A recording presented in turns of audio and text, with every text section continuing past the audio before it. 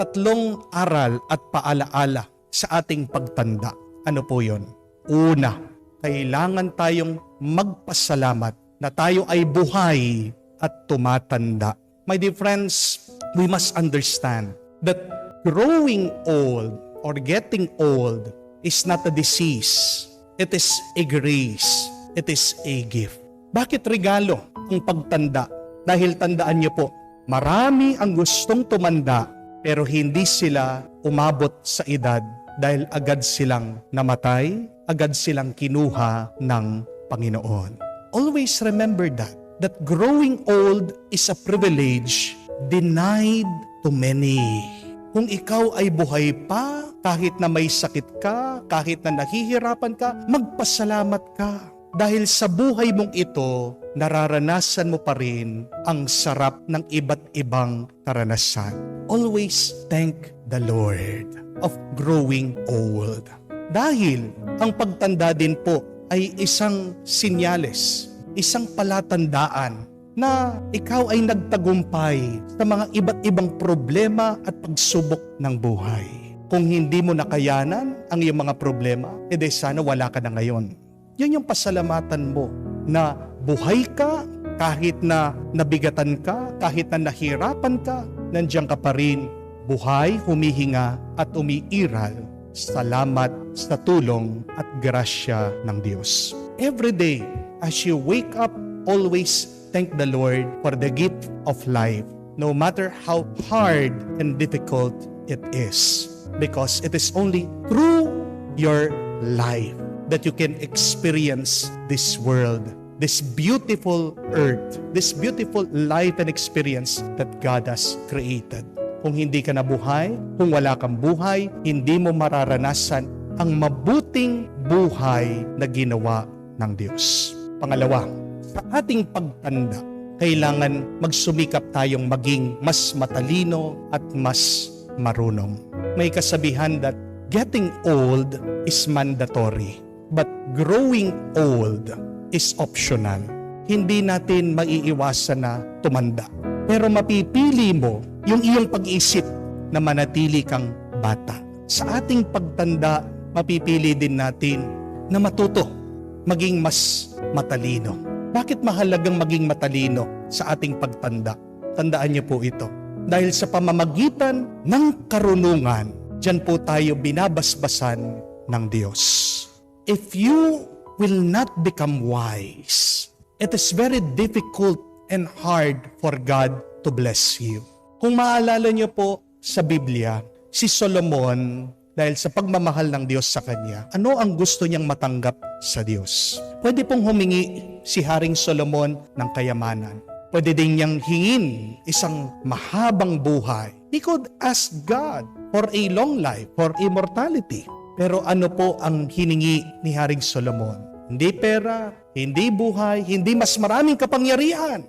Pwede din po niyang sakupin ang buong mundo. But in the end, King Solomon asked the Lord for wisdom. Panginoon, bigyan mo ko ng karunungan. At pagkatapos ng binigay ng Diyos ang karunungan kay Haring Solomon, ano daw po ang nangyari? Basahin niyo sa Biblia. Sunod-sunod na yung mga blessing, pagpapala kay Solomon. See, with wisdom, blessings is not very far. Kung gusto mo pang makatanggap ng mas maraming pagpapala sa Diyos, yan po yung unang pagsumikapan nating hanapin, hingin ang karunungan. At hindi ka magiging marunong kung hindi sa pamamagitan ng iyong karanasan. Kaya nga, ang pagtanda ay isang pag-aaral at ang karunungan ay isang gantimpala galing sa Diyos. That is the second reminder as we grow old. Huwag ka lang tumanda, maging mas matalino ka. As you grow old, please grow, lumago, lumaki, mamunga. Do not grow down. Be better. Be holier. Do not become worse. Amen? Pangatlo, at kahuli-hulihan. Tandaan po natin na ang Diyos, mahal na mahal niya ang mga matatanda. Kaya nga, pag ikaw ay tumatanda, sabihin mo sa iyong sarili, mahal ako ng Diyos. Kung maalala niyo po ang mga pinili ng Diyos, mga matatanda, si Abraham nagkaroon ng anak, 90 years old, pinili siya ng Diyos, may edad na para maging ama ng kanyang bayan. Abraham led the people of God when he was old, near 100. Isipin niyo po yun. Pero kung hindi naniniwala ang Diyos kay Abraham, hindi sana siya pinili. But God loves him. God trusted Abraham. Si Sakaraya at si Santa Isabel, pinili ng Diyos maging magulang ni San Juan Bautista, ang tagapaghanda ng daan ng ating Panginoong Hesukristo. Pinili si San Joaquin at Santa Ana maging mga magulang ng ating mahal na ina. Ang kabanalan ni Maria, siguradong natutunan niya sa kanyang mga magulang. Mary was holy because she also had holy parents. Kaya sana po, kung paano mahal ng Diyos ang mga matatanda, tayo din, mahalin natin ang mga nakakatanda sa atin. Pero isa din yan sa mga malungkot na katotohanan at kwento ng ating buhay, hindi po ba? May mga anak na imbis na mahalin at gawin magaan ang buhay ng kanilang mga magulang, nagiging pabigat pa sila sa kanila. Kamukha po nung minsan, meron nag-open up sa akin, umiiyak, ang tanda-tanda na po, 80 years old. Sinusumbong yung mga anak niya, sabi, Father, hanggang kailan kaya kami ng asawa ko magtatrabaho? Itong mga anak namin, utang ng utang. Hindi po namin alam kung saan nila dinadala yung mga inuutang nila pagkatapos kami sinisingil. Ito pong isang anak ko, ginamit pa yung aking credit card. Umutang ng milyon, ngayon yung bangko akong sinisingil. Anong gagawin namin? Hindi na po namin kaya. Gusto na naming mag-retire. Di po ba nakakalungkot yun? Sana yung mga magulang buong buhay na nilang nagpagod, nagtrabaho, kahit konting oras at panahon na lang, sana makapag-enjoy sila, magpahinga na sila, hindi nila magawa. Dahil sakit ng ulo pa rin nila yung kanilang mga anak. Mga anak, mga nakakabata, maawa naman po kayo sa inyong mga magulang, sa inyong mga nakakatanda. Give them a break. Remember, God loves old people. God chooses the elderly. Isang kabanalan din yung pagpapakita ng pagmamahal at malasakit sa mga nakakatanda.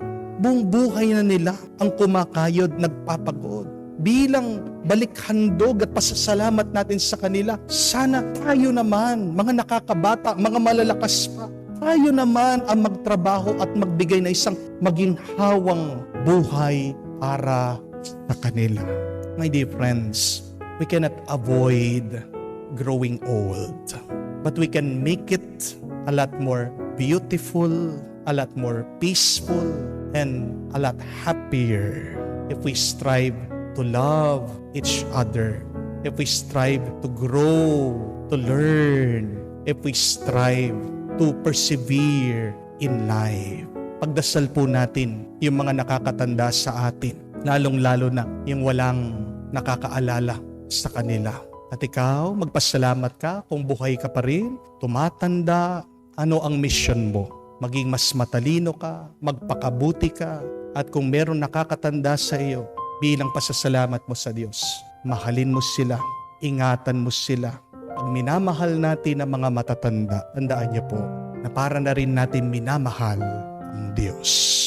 Kung mahal mo ang Diyos, umpisan mo sa iyong pagmamahal sa mga nakakatanda.